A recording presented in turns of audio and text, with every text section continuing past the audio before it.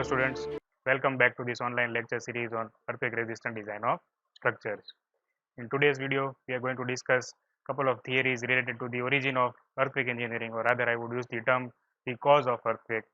And these theories are namely the continental drift theory, plate tectonics theory, and the last one is fault line theory. So without any further delay, let us start discussing these theories one by one. Right now, as you can see, the name is continental drift theory, right? So it is consisting basically of two names. First is continental and second is drift. So continental word is related to continent and drift means the shifting from the actual position, right? So in the year 1915, in the year 1950, a German scientist by the name of Alfred Wegener suggested that originally the entire Earth's surface was one single mass and it was named as a continent known as Pangea, and it was surrounded by an ocean known as Panthalsus, right? So as you can see in the figure, two figures are shown here. First figure is showing the before and second one is showing the after scenario. In the before scenario, you can see that all the continents are merged with one another, whereas in the second case, that is after scenario, is the present situation that we have, that is the 7 continents of the earth surface that we have, right? So now we need to consider what are the different reasons based on which he proposed this particular theory. So his observation was that it was a single mass initially, and after certain period of time or with the passage of time, it broke down into several pieces, and then the drift took place, and then the continent scenario that we have, that we can see here in the after image, is being achieved, right? So his observation was based on the different study of different coastlines and geological survey of the different continents and their geographies, right? Now what was the reason for this breaking of the continents or breaking of the landmass and drifting from the center towards the different corners of the earth surface? Then he says that the reason for this was a force, that was the centrifugal pseudo force that was generated due to the rotation of the earth and certain astronomical processions, right? So now if you look at the timeline that is shown over here, then it is basically a timeline that is ranging from 250 million years ago to the present scenario. So on the top right hand side corner, you can see the first slide where the situation is such that the entire mass, you can see the entire continents are almost merged like a single lumped mass, right? That is 250 million years ago. Then in the second figure, you can see that after passage of 50 million years, there is some movement on the top right top corner of the earth surface, and as a result of that, the segregation of the land mass started. Then gradually, as the segregation kept on progressing, you can see the variations that are indicated in the figure over here, that the land masses kept on moving away from each other, and as a result of that, at the last, that is the present case here, you can see where 7 different continents are visible on the surface of the earth. So based on this figure, he is able to justify that the surface of the earth was initially a single large piece of mass, and later on it broke down into several pieces and drifted along the different corners of the earth surface, right? So this basically gives us an idea.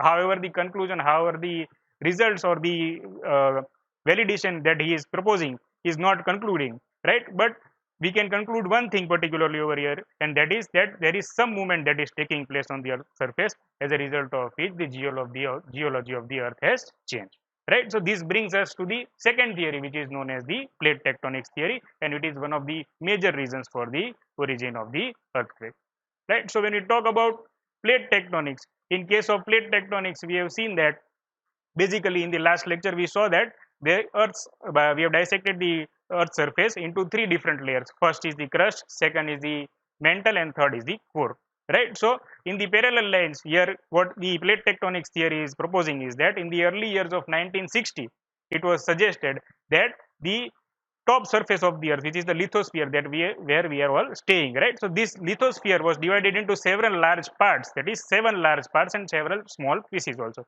Here in the figure you can see the 7 different tectonic plates are shown, and along with that some minor plates are also shown, right? So as we know, we have already discussed in the last lecture the characteristics of the top surface of the crust, that is it is divided into 2 parts. First is the continental crust and second is the oceanic crust, right? The depth of the continental crust is more as compared to that of the oceanic crust. Continental crust is going to cover up to around 75 to 100 kilometers of the thickness, and the oceanic crust is going to have a thickness of around 50 kilometers. And this lithosphere is followed by asthenosphere, which is having a depth up to 700 kilometers, right? So what is going to happen is that this rigid lithospheric shell is divided into 7 large parts, and these large parts are termed as 7 major plates. Now what happens is that these plates are not stationary in nature. They keep on moving depending upon their position and in different directions. So it is estimated that the velocity of these plates is in the range of 2 to 10 centimeters per year, right? And as a result of that, the movement of the earth surface is justified. Right now, second thing that comes to mind is, okay, we have understood that the earth was a single mass. It was divided into 7 different parts, and the movement is also there, that is the velocity is in the range of 2 to 10 centimeters per year. But we need to understand the reason also behind it. What was the process that initiated this divide, right? So as you can see again here in the figure, the reason that is given for the division of this particular earth's mass is the convective current. Now how this convective current is formed? The convective current is explained based on the force offered by the convective currents created by the thermomechanical behavior of the earth's surface. Now the terms are becoming a little bit heavy, so I will just break it down, right? First term is convective current, second is thermomechanical behavior. So how this convective current comes into picture, that is the first question, right? So as we have discussed that the 3 layers are there of the earth's surface. First is crust, second is mantle, third is core. We have discussed that as you go from the surface of the earth towards the center of the earth, and as a result of that, what is going to happen is that the density of the material is going to increase, the temperature is also going to increase. So as a result of that, what we can say is that due to this change in the temperature and change in the variation in the thickness and variation in the density, an unstable equilibrium is generated. And as a result of that, what is going to happen is that the colder material that is at the surface of the earth is going to try and settle down beneath the hotter material. So when that happens, what is going to happen next is that these colder materials will also going to start heating up. So as a result of that, the temperature is going to increase and the density of the material is going to reduce. And due to this movement of the material, the convective current is generated, right? So once this convective current is generated, then what happens is that it results into generation of shear forces at the bottom of the earth's plate. And as a result of the generation of the shear forces, the drag on the surface of the earth is observed, right? So as you can see in the figure, the top layer, which is the lithosphere, is shown. Then below that, the red portion that is highlighted is the mantle, and then the center of the core, which is indicated in orange color, is the core, right? So the convective current that we are talking about is going to generate in the region which is known as the mantle, which is highlighted by red color in the particular figure that is shown over here. Right now, when we're talking about the 7 plates, then let us also know the names of these 7 plates. That is also shown in the figure over here. So as you can see, the first plate is the North American plate, second is the South American plate, third is the Pacific plate, fourth is the Eurasian plate, fifth is the Antarctica plate, sixth is the African plate, and last one is the Indo-Australian plate. Now these 7 names that we have listed over here, these are only the major plates. But the story does not end over there. There are also minor plates also. For example, the example here is given is that there is a plate by the name of Andaman Philippine plate also. Right? So there are several such small plates also. So because of the movements of the plates in this different direction, what happens is that these plates are going to collide with each other. As a result of that, there is knocking at the boundaries of this particular plate. And when this knocking takes place, then as a result of that, a great force is generated, as a result of which what is going to happen is that either mountain is generated, either volcanic eruption is likely to take place, or at the same time earthquake is also likely to generate. Right? So the last possibility that we are discussing is regarding the earthquake. So it is observed that most of the geological activities of the earth's surface are going to be critical at the location of the boundaries or the edges of these particular 7 plates that are there. That is why that brings us to the another concept, and it gives you a conclusion that understanding of the movement of the earth's surface and understanding of the movement of the plate is going to be a very essential component in understanding the overall concept of origin of the earthquake, right? So that brings us to the next topic, that is the movement of the plate boundaries.